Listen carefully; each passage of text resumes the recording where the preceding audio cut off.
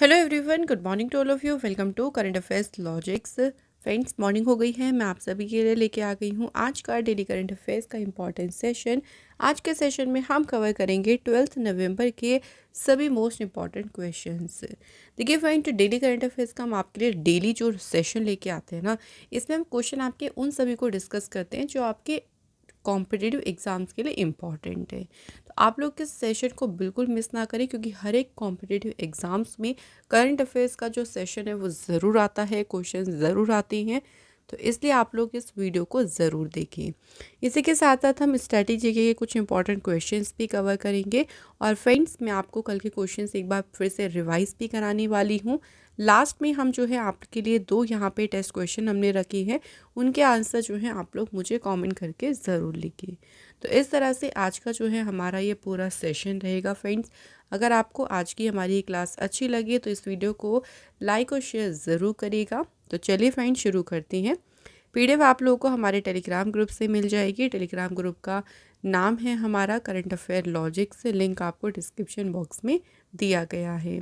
सो आइए फ्रेंड्स, आज के सेशन को बात करते हैं, एक मोटिवेशन कोट से शुरू करते हैं। Study hard, do good and the good life will follow. Study hard means आप लोगों को देखिए हार्ड वर्क करना है। डू गुड मीन्स आप लोग हमेशा अच्छा काम करें, और जो गुड लाइफ है ना वो आपको फॉलो करेगी। तो आप अगर ये चीज़ अपनी लाइफ में इम्प्लीमेंट करेंगे ना, आप लोग स्टडी हार्ड करेंगे, आप मेहनत करेंगे, अपनी लाइफ में अच्छा काम करेंगे, तो एक अच्छी लाइफ जो है आपके आपके पीछे पीछे आएगी। तो इसलिए आप इसको ज़रूर आजमाएं। तो चलिए फ्रेंड्स, शुरू करते हैं फर्स्ट क्वेश्चन से। क्वेश्चन है पहला, वर्ल्ड निमोनिया डे कब सेलिब्रेट किया गया है? विश्व निमोनिया दिवस आज ही के दिन सेलिब्रेट किया जाता है, यानी 12 नवंबर को ही मनाया जाता है वर्ल्ड निमोनिया डे। इस दिन की बात करें क्यों मनाया जाता है, तो निमोनिया के बारे में, जो कि एक लाइफ थ्रेटनिंग, मतलब जीवन के लिए तो खतरा है निमोनिया, लेकिन हाँ इसको हम ट्रीट कर सकते हैं, इसको हम रोक सकते हैं। तो ये एक श्वसन संबंधी बीमारी है जो ट्रीटेबल है, मतलब इसका इलाज है। तो इसके बारे में लोगों को जो है जागरूक करने के लिए, उनको अवेयर करने के लिए ये दिन मनाया जाता है। वर्ल्ड निमोनिया डे को की जो है स्थापना 2009 में global coalition against child pneumonia, तो इनके द्वारा 2009 में जो है इसकी स्थापना की गई थी। एंड इसकी थीम देख लीजिए क्या है, every breath count, stop pneumonia in its track. ठीक है, तो ये इस बार 2024 की है इसकी थीम। तो याद रखिएगा, इम्पॉर्टेंट डे है, 12 नवंबर को मनाते कौन सा डे है? World pneumonia day. Next question देखिए।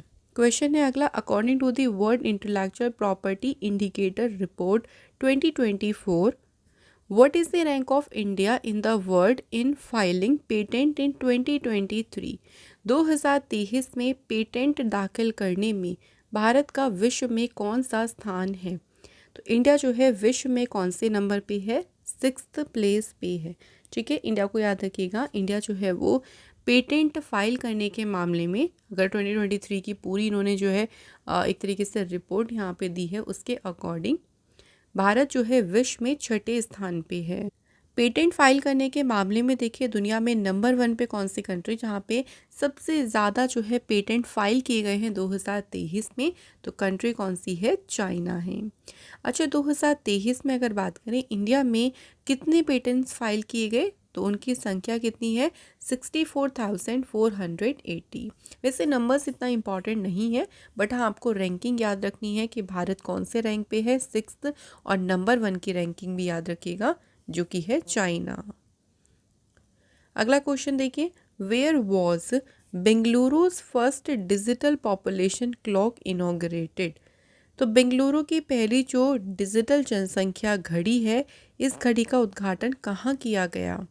तो इसका उद्घाटन किया गया है institute for social economic change. ठीक है, बेंगलुरु की जो फर्स्ट डिजिटल पॉपुलेशन क्लॉक है, इसे इंस्टीट्यूट है सोशल इकोनॉमिक चेंज का, वहाँ इसे इनॉग्रेट किया गया है।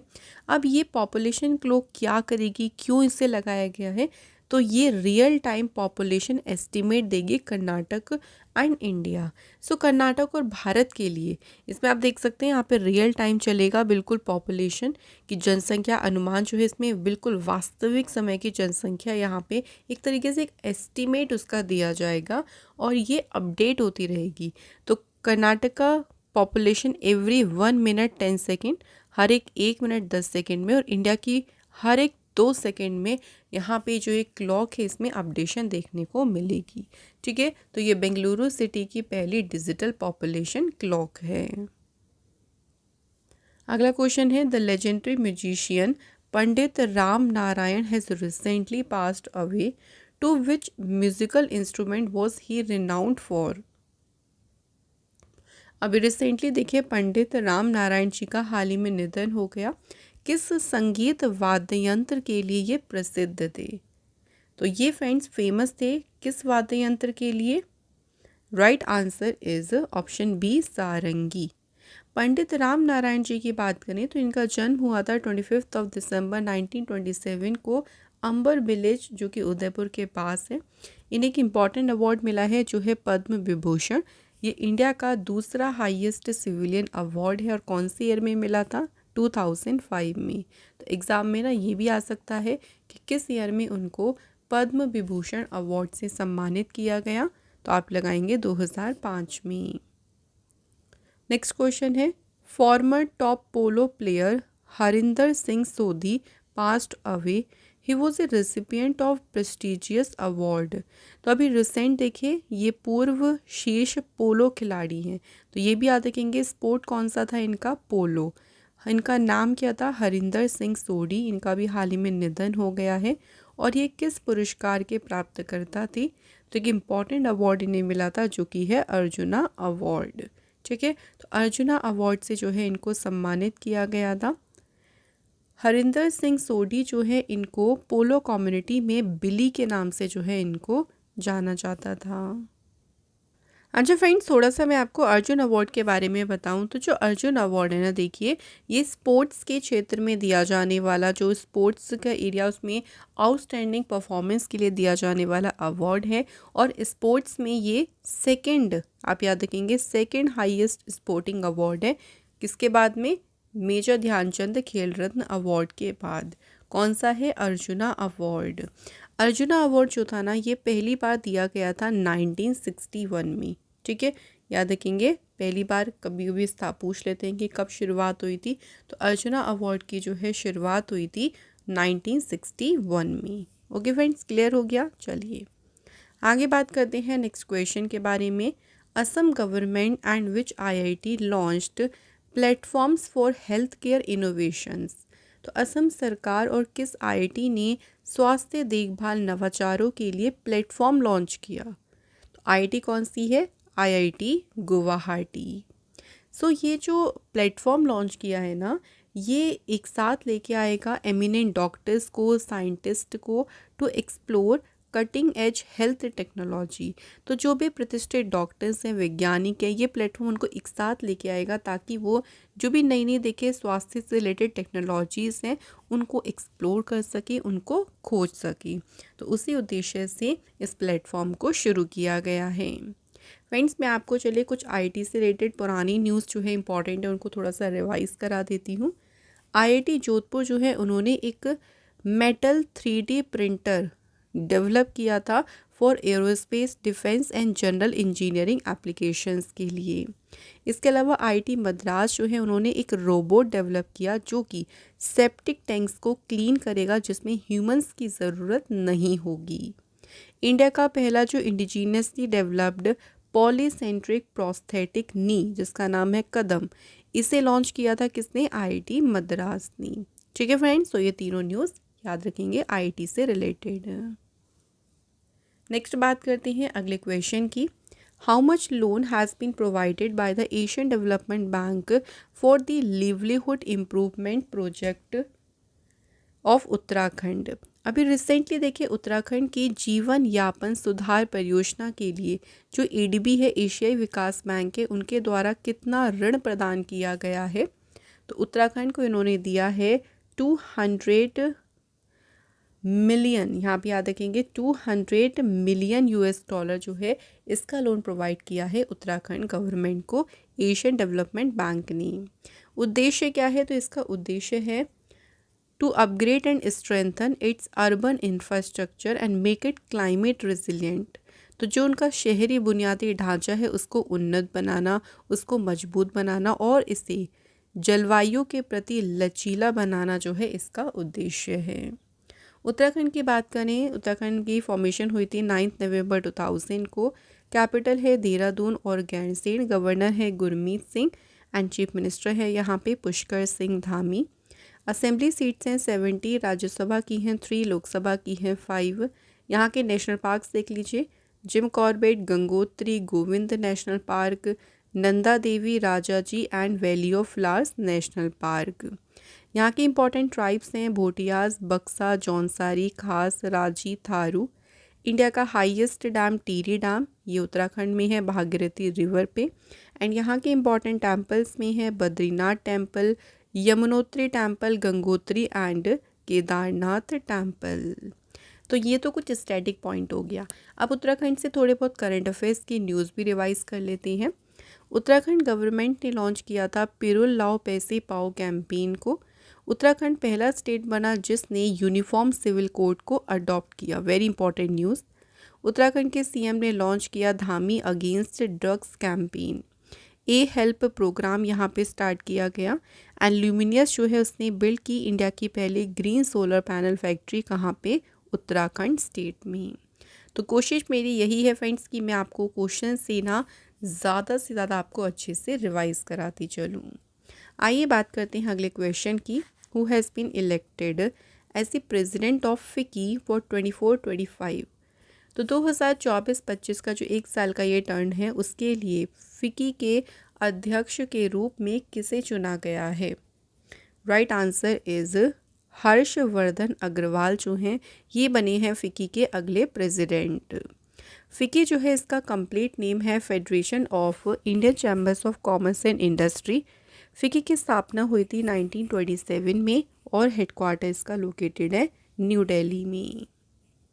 चलिए फ्रेंड्स, इसी के साथ कुछ रिसेंट अपॉइंटमेंट्स का थोड़ा सा रिवीजन कर लेते हैं। अभी recent Yamaha motor India group के चेयरमैन बनी इतारू उतानी। इसके अलावा multi community exchange of India MCX, इसके COMD बने हैं प्रवीणा राय। एयरपोर्ट अथॉरिटी ऑफ इंडिया के चेयरमैन बने विपिन कुमार। भारतीय एयरटेल के MD CEO बने हैं शाश्वत शर्मा। नेपाल के चीफ जस्टिस अपॉइंट हुए हैं प्रकाश मान सिंह राउत। एंड इंडिया के अम्बेसडर जो कि फ्रांस में नियुक्त हुए उनका नाम है संजीव कुमार सिंगला। ठीक है, अब देखो आपको ये भी सारी न्यूज़ याद हो गई होंगी, थोड़ा सा रिवीजन हमने किया तो इससे हमें और भी अपॉइंटमेंट जो है वो हमारे याद हो गए। अगला क्वेश्चन है justice Sanjiv Khanna took oath as the 51st chief justice of India at Rashtrapati Bhavan. India के देखिए 51वें मुख्य न्यायाधीश के रूप में शपथ किसने ली? तो हमारे अब जो चीफ जस्टिस बन गए हैं इंडिया के उनका नाम है जस्टिस संजीव खन्ना। अब यहाँ पूछा है कि ये कब तक मुख्य न्यायाधीश के रूप में कार्य करेंगे? तो नेक्स्ट ईयर 13 मई 13 मई तक जो है वो ये रहेंगे फ्रेंड्स हमारे चीफ जस्टिस। ठीक है, 13 मई तक, मतलब इनका जो कार्यकाल है वो छोटा ही है बट हमें याद रखना है 13 मई तक जो है ये हमारे इंडिया के रहेंगे अगले chief justice, 51st chief justice. इन्होंने किसकी जगह पर ये अपॉइंट हुए हैं? तो जस्टिस धनंजय यशवंत चंद्रचूड़, उनका रिटायरमेंट हो गया, उसके बाद ही इनको जो है वो नियुक्त किया गया है। जस्टिस खन्ना जो है सुप्रीम कोर्ट में अपॉइंट हुए थे फर्स्ट ऑफ ऑल जनवरी 2019 में। आगे बात करते हैं नेक्स्ट क्वेश्चन की। Li Quan Hai was re elected as a president of World Sailing. तो अगले नए कार्यकाल के लिए 4 साल के कार्यकाल के लिए जो ली क्वान हाई हैं इनको वर्ल्ड सेलिंग के अध्यक्ष के रूप में फिर से चुना गया है। ये किस कंट्री से हैं? तो ली क्वान हाई जो हैं ये बिलोंग करती हैं चाइना कंट्री से। अच्छा, वर्ल्ड सेलिंग की बात करें तो इसकी देखिए स्थापना पेरिस में हुई थी 1907 में। वर्ल्ड सेलिंग जो है इसे इंटरनेशनल ओलंपिक कमेटी के द्वारा सेलिंग के लिए, यानी सेलिंग मतलब हो गया नौकायन के लिए, जो है ये एक ग्लोबल गवर्निंग बॉडी के रूप में जो है इसको मान्यता दी गई है। कितने मेंबर्स हैं इसके? 137। Next question, which countries tourism department has appointed actor Sonu Sood as a brand ambassador for tourism? किस देश के पर्यटन विभाग ने अभिनेता सोनू सूद को पर्यटन का ब्रांड एम्बेसडर नियुक्त किया है? तो ये थाईलैंड कंट्री के टूरिज्म एम्बेसडर अपॉइंट हुए हैं सोनू सूद। जो ministry of tourism and sports है उन्होंने जो है, जो थाईलैंड की स्पोर्ट मिनिस्ट्री है, देखिए ऑफिशियली उन्होंने सोनू सूद को एक टाइटल भी दिया जो कि है ऑनरी टूरिज्म एडवाइज़र का। Next question, who has been elected the president of the international hockey federation? अंतर्राष्ट्रीय हॉकी महासंघ जो है इसके अध्यक्ष कौन चुने गए हैं? Right answer is option C, Tayyab Ikram. So अंतर्राष्ट्रीय हॉकी महासंघ का अध्यक्ष चुना गया है तैयब इकराम को। इंटरनेशनल हॉकी फेडरेशन की फॉर्मेशन हुई 7 जनवरी 1924 में। हेडक्वार्टर है इसका लोसन में एंड सीईओ का नाम है थियरी व्हील। सो फ्रेंड्स, ये हमारे हो गए हैं सभी इंपॉर्टेंट करंट अफेयर्स के क्वेश्चंस कंप्लीट। अब हम बात करने वाले हैं स्ट्रैटेजी के कुछ मोस्ट इंपॉर्टेंट क्वेश्चंस के बारे में। तो देखिए, फर्स्ट क्वेश्चन है, the first country to issue paper currency. पहला देश जिसने पेपर करेंसी को जारी किया, तो ऐसा करने वाला पहला देश है चाइना। पहली कंट्री देखिए जिसने सिविल सर्विसेज में कॉम्पिटिटिव एग्ज़ाम्स को शुरू किया, तो ऐसा करने वाला भी पहला देश है चाइना। फर्स्ट इंडियन जिन्होंने नोबेल पुरस्कार जीता, रविंद्रनाथ टैगोर। रविंद्रनाथ टैगोर जी को 1913 यानी 1913 में लिटरेचर में मिला था इनको Nobel prize. First man to walk in space. Space में वॉक करने वाले पहले व्यक्ति थे एलेक्सिया लियोनोव। नेक्स्ट है कि first women prime minister of any Muslim country. किसी भी मुस्लिम कंट्री में पहली वुमेन प्राइम मिनिस्टर बनी, उनका नाम है बेनजीर भुट्टो, और ये कहाँ बनी थी? पाकिस्तान कंट्री में। फर्स्ट वुमेन जिन्होंने क्लाइम किया माउंट एवरेस्ट को। सो माउंट एवरेस्ट सबसे हाईएस्ट देखिए चोटी है और इसको फतेह किया है जापान की जुंको ताबेई ने। अगला क्वेश्चन, फर्स्ट वुमेन जज इन सुप्रीम कोर्ट। तो सुप्रीम कोर्ट की पहली वुमेन जज कौन बनी? फातिमा बीवी। इंडियन एयरफोर्स में पहली वुमेन पायलट कौन नियुक्त हुई हैं? हरिता कौर दयाल। नेक्स्ट क्वेश्चन है, which gas was leaked at Bhopal during the Bhopal gas tragedy. तो ये जो ट्रेजेडी थी ना 2 और 3 दिसंबर तक चल रही थी, लगभग ये रही थी, और इसमें भोपाल जो ये गैस लीक हुई थी ना इस ट्रेजेडी में, उसका नाम क्या है? तो गैस का नाम है methyl isocyanate. Cooking gas mainly consist of, तो हम जो कुक करते हैं जिस गैस पे, मेनली उसमें कंसिस्ट होता है ब्यूटेन और आइसोब्यूटेन। अगला क्वेश्चन है, which metal has the highest melting point अब अमंग ऑल मेटल। सभी मेटल्स में से सबसे ज़्यादा हाईएस्ट मेल्टिंग पॉइंट होता है किसका? टंगस्टन का। सो ये हमारे कंप्लीट हो गए स्टैटिक के क्वेश्चंस भी। अब थोड़ा सा हम लोग रिवाइज कर लेते हैं। रिवीजन में हम कल के क्वेश्चंस को रिवाइज करेंगे, तो चलिए स्टार्ट करते हैं। फर्स्ट क्वेश्चन देखिए, नेशनल एजुकेशन डे कब सेलिब्रेट किया गया? तो इसका आंसर है 11 नवंबर को।